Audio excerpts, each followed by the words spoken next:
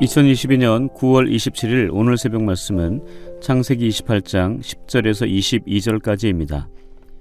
야곱이 브엘세바에서 떠나 하란으로 향하여 가더니 한 곳에 이르러는 해가 진지라. 거기서 유숙하려고 그곳에 한 돌을 가져다가 베개로 삼고 거기에 누워 자더니 꿈에 본즉 사닥다리가 땅 위에 서 있는데 그 꼭대기가 하늘에 닿았고, 또 본즉 하나님의 사자들이 그 위에서 오르락 내리락 하고, 또 본즉 여호와께서 그 위에 서서 이르시되 나는 여호와니 너의 조부 아브라함의 하나님이요 이삭의 하나님이라. 내가 누워 있는 땅을 내가 너와 내 자손에게 주리니 내 자손이 땅의 티끌같이 되어 내가 서쪽과 동쪽과 북쪽과 남쪽으로 퍼져나갈지며 땅의 모든 족속이 너와 내 자손으로 말미암아 복을 받으리라. 내가 너와 함께 있어 내가 어디로 가든지 너를 지키며 너를 이끌어 이 땅으로 돌아오게 할지라. 내가 내게 허락한 것을 다 이루기까지 너를 떠나지 아니하리라 하신지라. 야곱이 잠이 깨어 이르되 여호와께서 과연 여기 계시거늘 내가 알지 못하였도다. 이에 두려워하여 이르되 두렵도다. 이곳이여 이것은 다름 아닌 하나님의 집이요 이는 하늘의 문이로다 하고, 야곱이 아침에 일찍이 일어나 베개로 삼았던 돌을 가져다가 기둥으로 세우고 그 위에 기름을 붓고 그곳 이름을 베델이라 하였더라. 이 성의 옛 이름은 루스더라. 야곱이 서원하여 이르되 하나님이 나와 함께 계셔서 내가 가는 이 길에서 나를 지키시고 먹을 떡과 입을 옷을 주시어 내가 평안히 아버지 집으로 돌아가게 하시오면 여호와께서 나의 하나님이 되실 것이요 내가 기둥으로 세운 이 돌이 하나님의 집이 될 것이요 하나님께서 내게 주신 모든 것에서 10분의 1을 내가 반드시 하나님께 드리겠나이다 하였더라. 오늘 본문 창세기 28장 10절에서 22절의 말씀으로 함께함을 약속하신 베델의 하나님이라는 제목의 말씀을 전하겠습니다. 오늘 본문은 이삭의 아들 야곱이 형 에서에게서 장자의 축복을 모두 빼앗아 외가가 있는 하란으로 길을 떠납니다.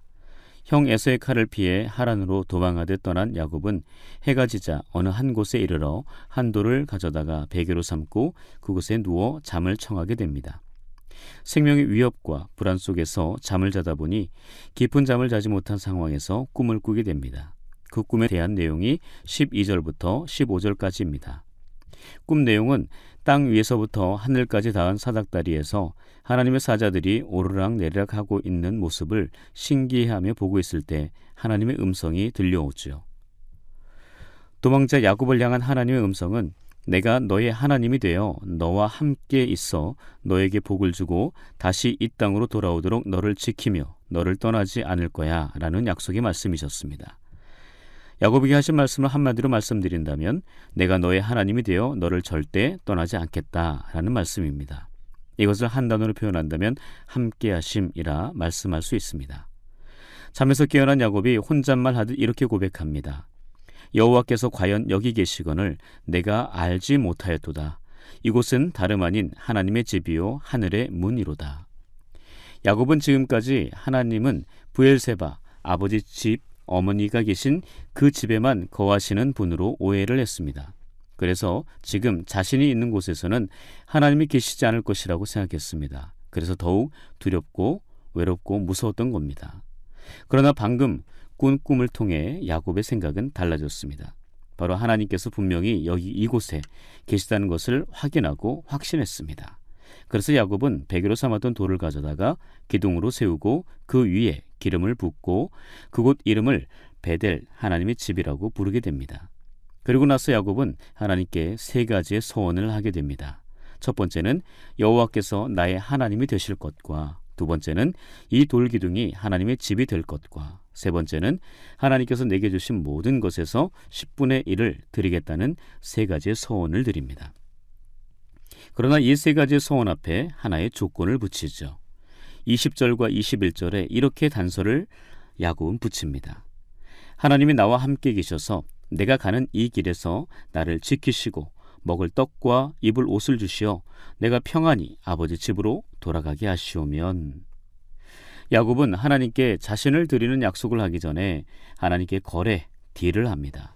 마치 형 에서에게 떡과 팥죽을 거저주지 않고 give and take, 주고받는 거래를 했던 것처럼 하나님과의 관계에서도 주고받는 딜을 하고 있는 야곱의 모습을 볼 수 있습니다.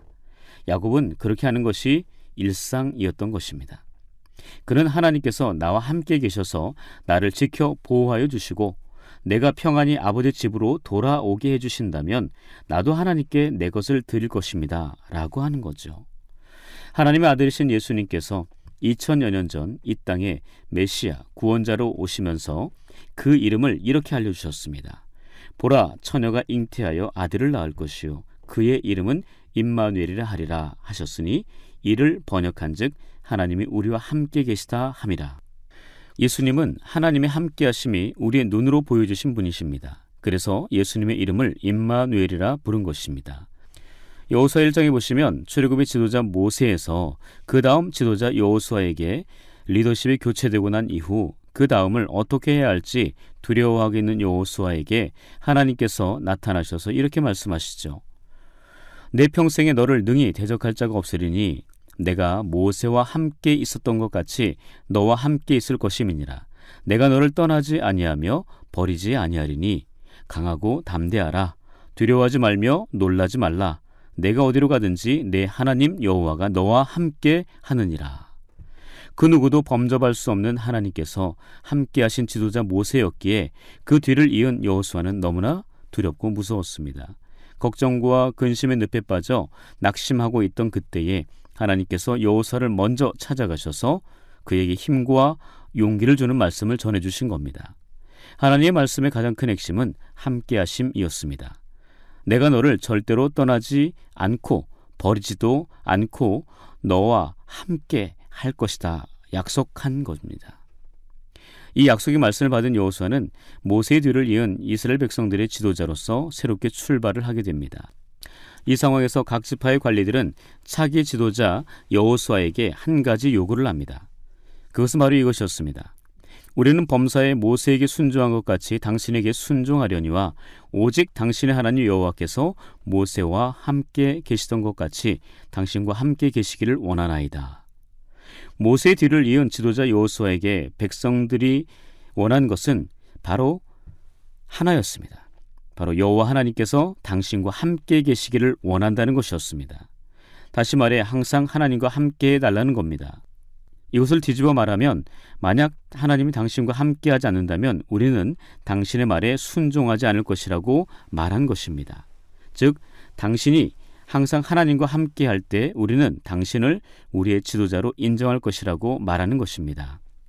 여기에서 우리는 이 말씀에 주목할 필요가 있습니다. 하나님의 지도자는 하나님과 함께하는 사람이어야 한다는 겁니다.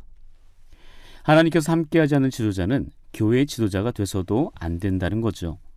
아무리 세상 지식이 많고 지혜가 넘쳐 흘러도 인품이 좋아 인간관계가 넓고 깊어 사람들에게 인정을 받는다 해도 무언가 바쁘게 계획하여 움직인다 해도 하나님이 그와 함께하지 않는다면 그가 하나님과 함께하는 것을 불편해한다면 그는 바벨탑을 쌓는 것과 같은 것입니다.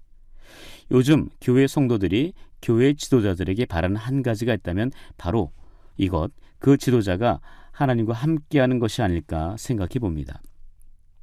예수님은 이 땅에 사시는 동안 가장 가까운 제자들과 수많은 사람들에게 하나님의 함께하심을 보여주셨습니다.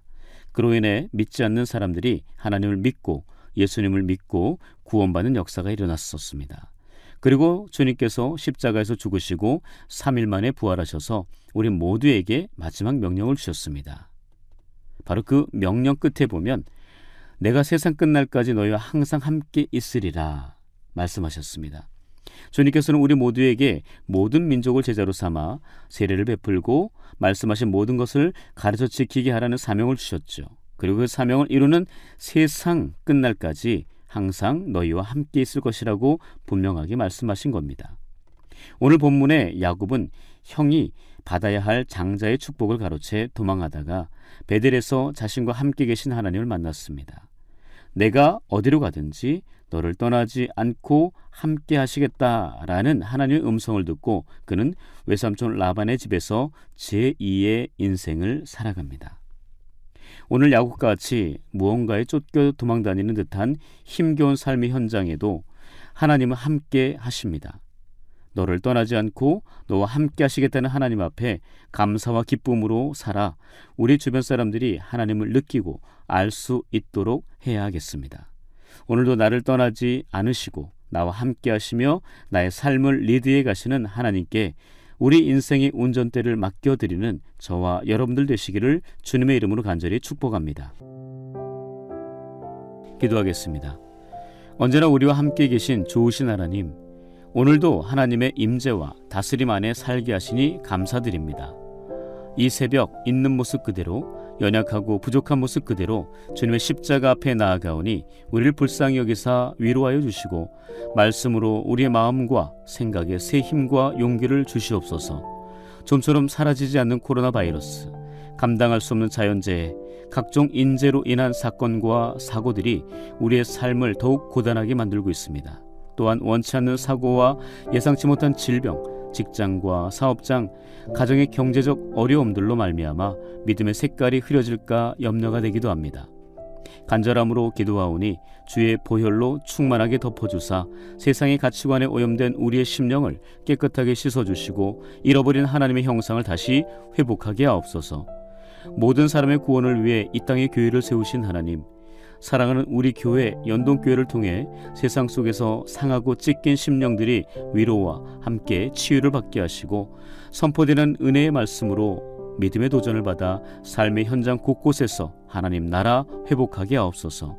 주님의 선한 사역을 맡기시기 위해 김주영 위 목사님을 택하시고 부르셨사오니 목사님께 성령의 기름 부으심과 하나님의 전신갑주를 온전히 입혀주옵소서.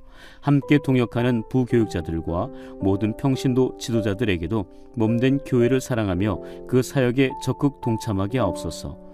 성도님들 가운데 갑작스러운 사고와 질병으로 병상에 누워 신음하고 있는 이들을 위로하여 주시고 따스한 주님의 손길로 어루만져 주셔서 모든 아픔과 고통의 질병에서 치유와 회복을 경험하게 하옵소서. 또한 시대적인 어려움으로 직장과 결혼, 자녀 출산에 큰 갈등을 겪는 청년 세대들과 직장과 사업장의 어려움으로 고통을 호소하고 있는 중장년 세대들을 위로하여 주시고 다시 시작할 수 있는 부활의 소망을 허락하여 주옵소서. 이 모든 간구 우리의 소망이신 예수님 이름으로 기도합니다. 아멘.